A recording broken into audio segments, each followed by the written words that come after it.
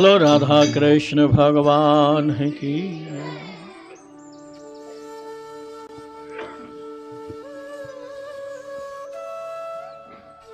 मनुष्य के कल्याण के लिए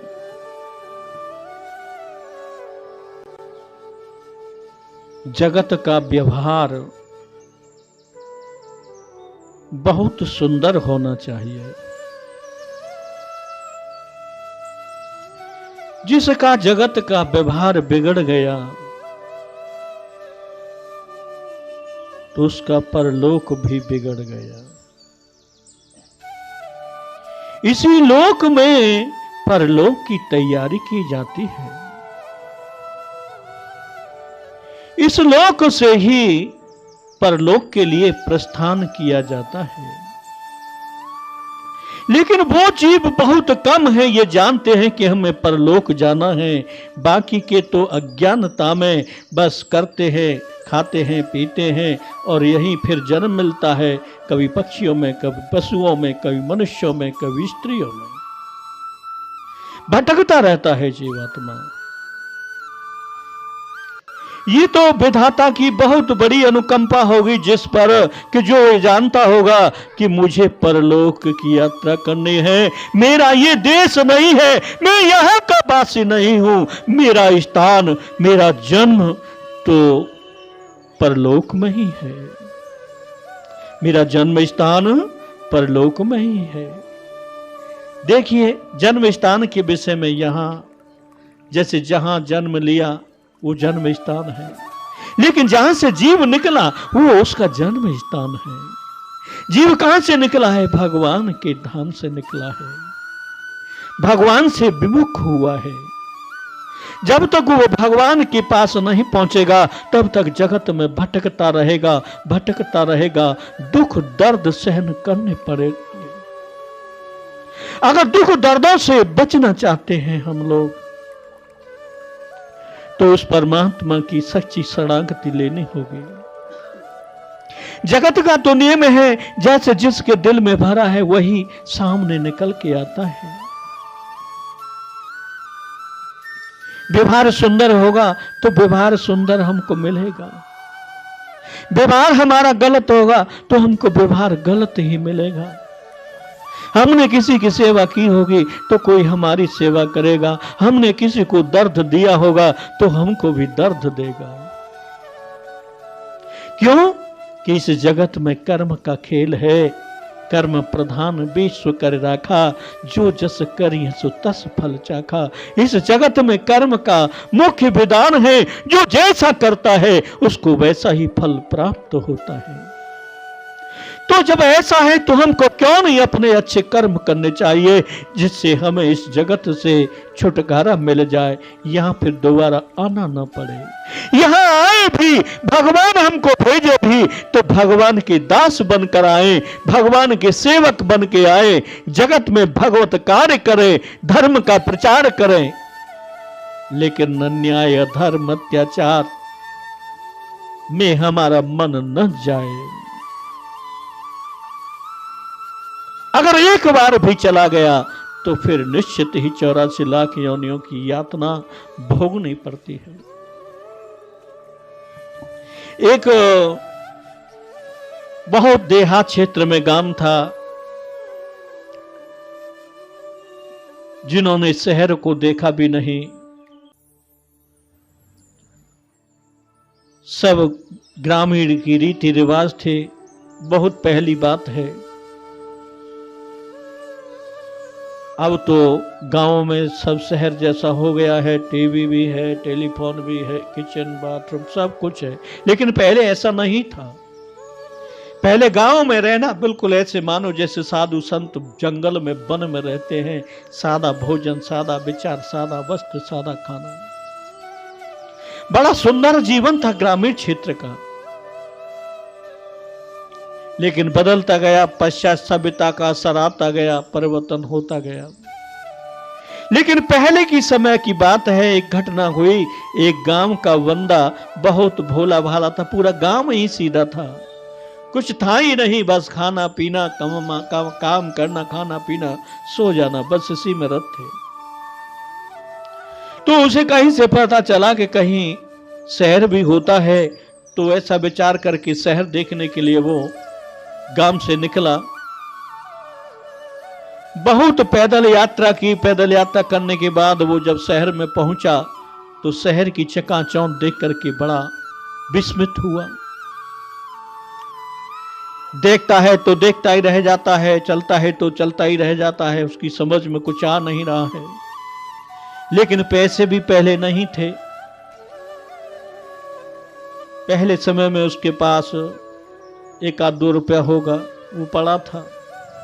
लेकिन शहर में 1-2 रुपए का क्या बनता है।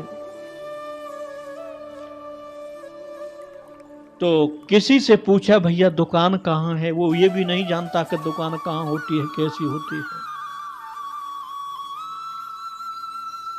वहां एक शीशे वाले की दुकान थी और वहां भेज दिया। शीशे के दुकान पर गया तो शीशा लगे हुए थे, और जैसे ही उसकी नजर शीशे पे पड़ी तो उसे उसमें दिखाई दिया एक मनुष्य का। भाई साहब बहुत बढ़िया है, तुम कब से बैठे हो यहाँ, कब से खड़े हो। भाई साहब बहुत प्रसन्नता हुई तुमसे मिलने की। फिर दूसरे शीशे की तरफ गया, वहां भी वो भाई साहब तौलिया गले में डाले पड़े।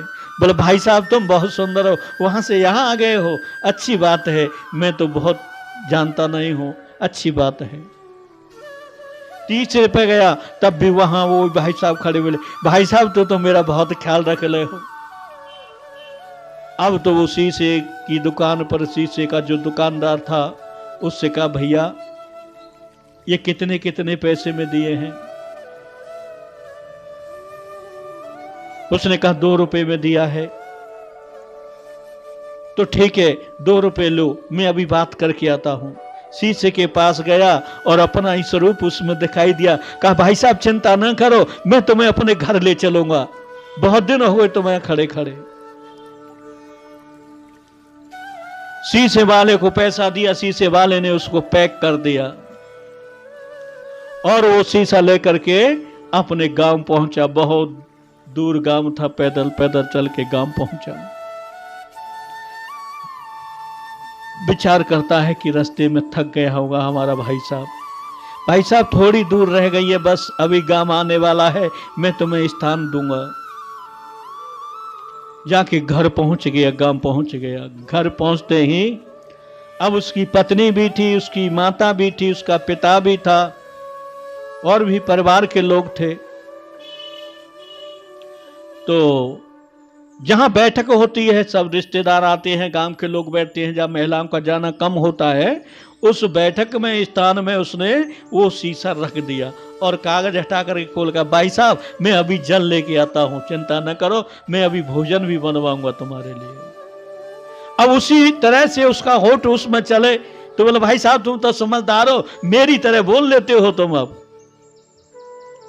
अंदर गया, अंदर से जल लाया और जल लेकर के शीशा की ओर का, भाई साहब पानी पी लो। भोजन कराया। भाई साहब तुम नाराज हो गए, लो देखो मैं पी के दिखाता हूं तुम्हें, ऐसे पीना जैसे अपने पिया। तो वो शीशे में पीने लगा। बोले भाई साहब ठीक है तुमने पी लिया, अब कोई बात नहीं।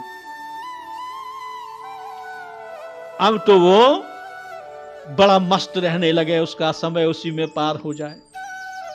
अब उसकी पत्नी को बड़ी चिंता हुई कि जब भी आता है घर में थोड़ी देर बैठता है, मुझसे तो बात भी नहीं करता, तुरंत उस बैठक में जाता है। बैठक में क्या है इसका, कुछ न कुछ तो है इसका बैठक। क्योंकि पत्नी के पास गया, बातचीत कर रहा है। बातचीत में भोजन की पत्नी ने कही, पत्नी खाने से पहले भोजन आ गया, बोले मैं अभी आता हूं, थोड़ी देर रुक जा। और फिर बैठक में चला जाए। कहा भाई साहब मैं खाना लेकर आता हूं, चिंता ना करो। फिर आ जाता है और फिर आकर के खाना खाता है, चुपके से उसको खाना ले जाता है।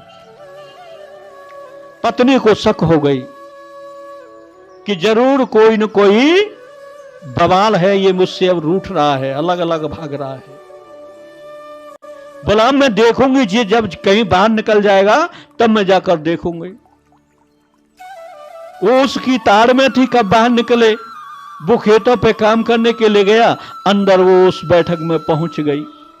और बैठक में पहुंचते इधर उधर देखते हुए वो भी शीशे के पास पहुंच गई। शीशा में जब शीशा में अपना चेहरा देखा, वो कहा ठीक समझ गई, ये मेरी सौतन लेके आ गया है, इसीलिए मुझसे नहीं बोलता।